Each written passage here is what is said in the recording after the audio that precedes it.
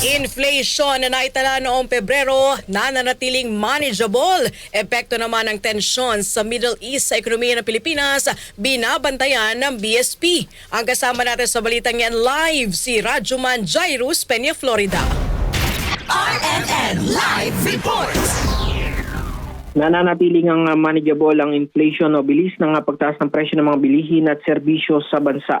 Ito ang tiniyak ng Bangko Sentral ng Pilipinas matapos pumalo sa 2.4% ang inflation nitong nakalipas na Pebrero. Ayon sa BSP, pasok pa rin ito sa kanilang pagtaya na 2.3 hanggang 3.1%. Kaugnay nito, sinabi ng Bangko Sentral na bahagyan tumaas sa 3.6% ang inflation forecast para sa 2026 na dulot ng supply side pressures. Pagsapit naman ng 2027, inaasahang babagal ng inflation sa 3.2% na malapit sa target ng pamahalaan na 3%. Sa ngayon ay binabantayan ng BSP ang sitwasyon lalo na't may mga nangyayaring tensyon sa Middle East at ang epekto nito sa inflation at ekonomiya ng bansa.